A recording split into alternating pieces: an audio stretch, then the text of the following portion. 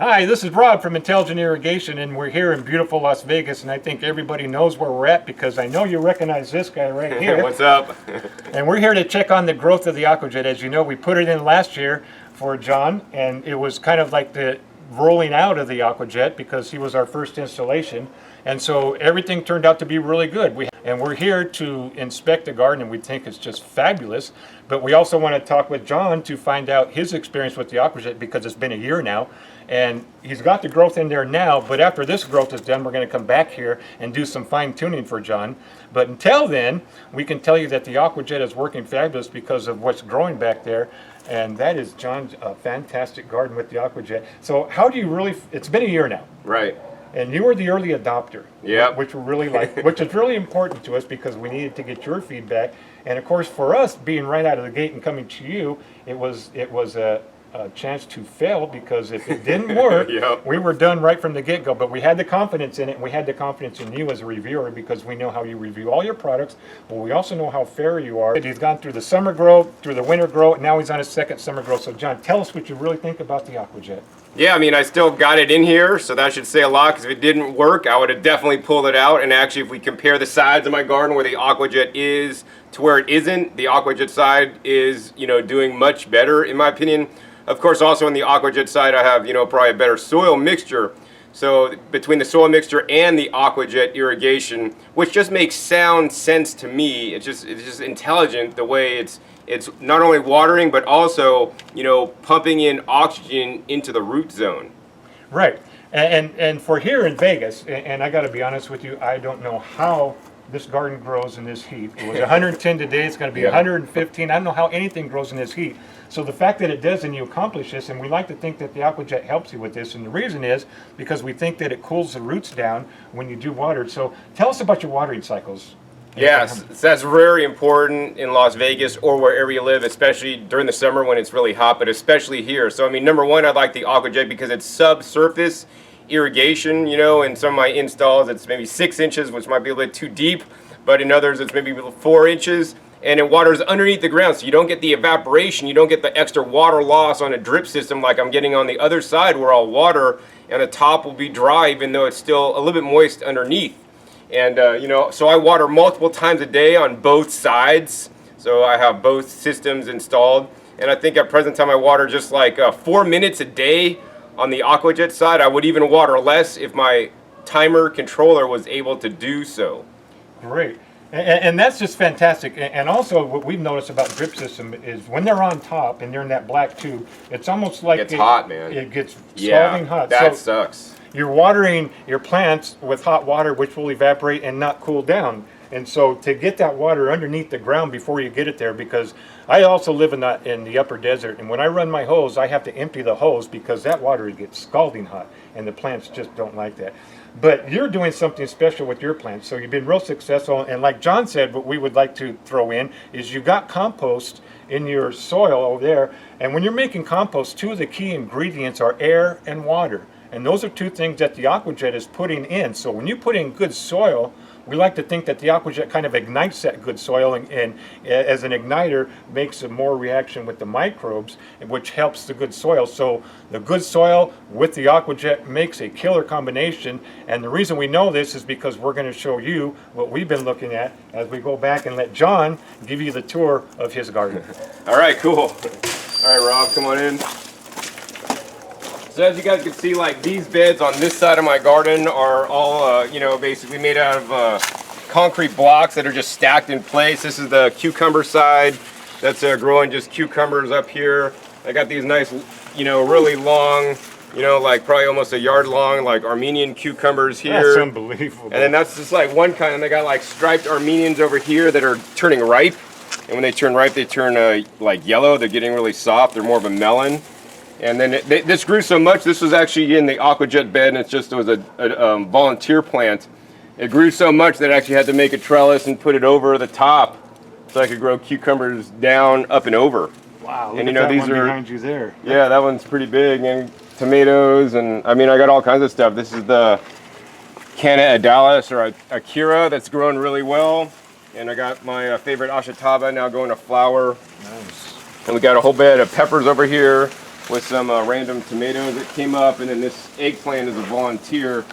It's actually doing significantly better than my eggplants on the other side of the garden that's on a drip system. This is amazing.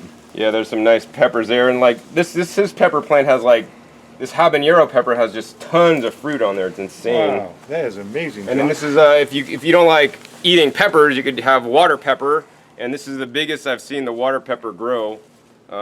These things are like, I don't even know, like 4 feet tall, and they're quite good. This is my turmeric plant that came back because it's not really frost tolerant, but it stayed alive under the ground. Wow, what a growth. Look at this bed, is so dense. I mean, they Yeah, it's edited out that Okay, part. so this bed looks fantastic as that one, and everything is so dense and big, but what I notice is these leaves and these peppers, they look healthy because they got that waxy look to them. And the healthier they are, the better they are at fending off bugs. And this is just amazing. How do you harvest? Because it looks like a lot of work when you're going to go pick these. Yeah, I just come out every night for dinner, and I'll just pick a couple and use for my dinner. And other times I'll just come out here and just harvest all the red ones, and I'll take them inside, and then I'll be dehydrating them, for save for the winter. And that's important because when you pick fresh and cook it right away, that's where you get the most nutrients out of it, correct? Right, yeah, so I want to encourage everybody to harvest the produce they're growing, like especially in the case of any kind of fruits, including peppers, tomatoes, cucumbers. Harvest them at their peak ripeness. And for the peppers, they should be full color. They shouldn't be green or, a little bit yellow. I mean, these things will turn red when they're fully ripe, and they're going to have the most nutrients in there. And, once you detach any fruit from the plant, it can't get more nutrition in there, can't get more sugars in there. So I want to leave it on attached to the plant as long as possible. It's like if they, if a baby was born preemie, it's not fully developed, and that's how fruit is. I don't want any preemie fruits. I want them fully developed and ripe and ready for me. And yeah, of course, I mean the aquajet with pumping in the oxygen in there. I mean, the reason why I think that works so well, Rob, and this side is better than the other side, is because this really feeds the microbiology inside the soil. All the soil has living, bacteria and fungi and earthworms and all this stuff, and they need oxygen, and the aquajet pumping in oxygen every cycle that it runs really feeds them, because they're the workhorse of the garden. They're converting all the microbes, they're converting the nutrients that are in the soil in your compost into plant available nutrients.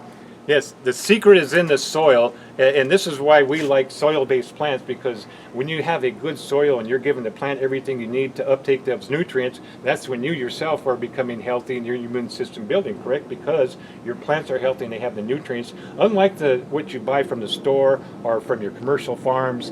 And let's touch on that for just a second, because I firmly believe, and I know someone's going to have a problem with this, but I firmly believe that organic vegetables are more nutritious than commercial farms. So that's not always the case, Rob. Like I've seen the studies, and some studies say organic is more better, and some studies say it's not. So I could say my organic garden is better than organic from the store and conventional in the store.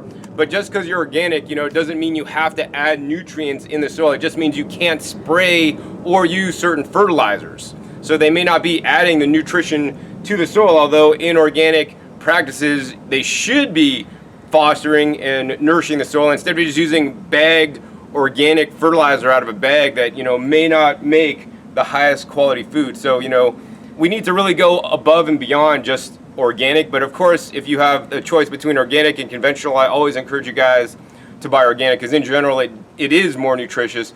And the other thing, besides being more nutritious in general, but not always, it's not containing the toxins in there, the pesticides that are meant to kill bugs that can also react negatively in our bodies. And that's a good point, because what you said about organic, because people can be fooled right there. So there needs to be another definition of organic that deals with the elements of the soil. And the nutrition. And the nutrition, which is a very good point, because just to say organic, meaning that you don't use inorganic or, really, I guess from what you said, and that's a very good point. So what we need, I guess, is a new definition of organic, or something about soil, so you know that when you go to the store, not only is it organic, but it was grown in good, amended soil, and not just a bunch of crap that you may get at some local outlet. Right, yeah, so I mean, the term technically, Rob, is a nutrient dense. That's a whole growing practice of growing nutrient dense. And unfortunately, there's not a lot of people or places doing it yet. There's a good website. People could look up Acres USA, and you could search on Acres USA. And this is like what they teach, but unfortunately, not a lot of people do this. And and so if you're trying to like get the highest quality food at the store, it's not going to happen. So that's why I recommend you guys, every people out there watching this, grow their own, because if you follow some of the techniques and things that I do, you will have the highest quality food. And using the AquaJet, it's just definitely going to boost you up even better than just having good soil. I want to get every possible advantage, and use that to grow the highest quality food, because every little incremental increase in my soil, increase in the watering, increase in better plant varieties, will just make my garden thrive more and give me an easier time as a gardener, especially because I tend to travel a bunch. Yeah. And let me remind everybody, 110 constantly, 115 on Sunday is what it's supposed to be. And to have this type of growth and this type of heat is phenomenal. So let's give them the good news now. All right. Okay, after this year, or not after this year, after this summer growth, before the next year's growth, we're going to come back to John and we're going to do the other half of his yard so he can have this half duplicated over there, and we're happy and proud of that. So John, we want to thank you for letting us try doing the special on the AquaJet. We're really glad that you like it and that it worked out. I think that some people are under the misnomer that John's not using it anymore and that he doesn't think that it's worked, and that's not the case. The case was there's a couple bugs that need to be worked out, as with anything that is new, like a Microsoft that puts out, and they have to put out all kinds of patches. We didn't do that, but what we did is we put it out. But we also know when you put out a new product, you have to be aware and you have to pay attention to the things that may come up, and that's why John was very instrumental in us making our improvements, because he let us know what things came up. So we got some other things coming up with the AquaJet later on that is going to improve thanks to John's recommendations, and he's going to continue using the AquaJet, and we're going to continue to listen to his recommendations, because the way he does it is the way that we want it done, and along the way that the AquaJet and intelligent irrigation thinks. We think that organic is the best. We're proud that we're the only irrigation system that self-aerates, and John knows the importance of that, and that's where we think our secret is and why we help in the soil. Remember, you got to have good soil to start with. And then you got to have a good irrigation system, and then we add in the aeration so that you can get this. So, John, we want to thank you very much for using the AquaJet, letting us come back and do this video, and we're excited about coming back and doing the other half of your yard and doing a tune-up on this side in certain places that John thinks the tune-up needs to be, because a perfectionist wants it perfect, and so do we. And so we're going to make the AquaJet perfect on this side and that side, but we can't do it now. Because there's way too much. I mean, I can't even stick my hand down there, which is fabulous. So when he's done picking it, and boy, you got a lot of work ahead of you on this, then we're going to come back. So that's exciting. And John, thank you very much. All right, Rob, thank you, man. Appreciate it. And we shall see you in a couple months. So have those juices ready for me, because those are great. I will. Okay, so for Rob at Intelligent Irrigation, for John at growingyourgreens.com, you can go to his channel and watch well over 1,000 videos, or you can go to my channel and watch about 40 or 50. But anyhow, this is Rob from Intelligent Irrigation reminding you to keep watering the intelligent way with the AquaJet.